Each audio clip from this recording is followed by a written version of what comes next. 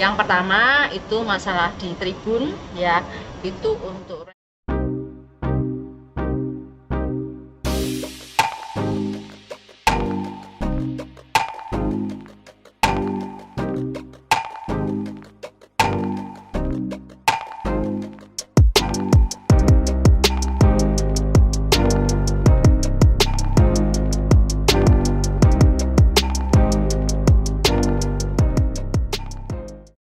yang pertama itu masalah di tribun ya, itu untuk rally yang di dekat VIP, yang depan VIP itu minta dipotong ya, karena mengganggu pemandangan.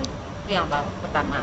Lalu yang kedua, furniture ya, kami kan sudah ada perabotan juga, tetapi masih ada beberapa yang kurang.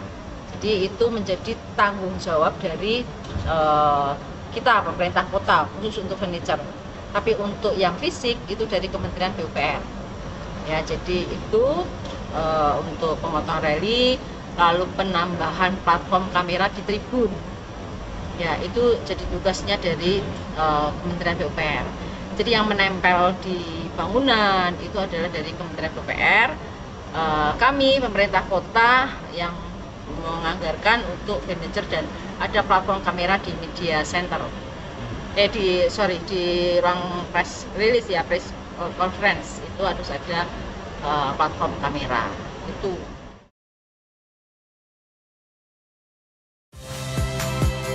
Saya Nitya Anissa, saksikan program-program Kompas TV melalui siaran digital, pay TV, dan media streaming lainnya.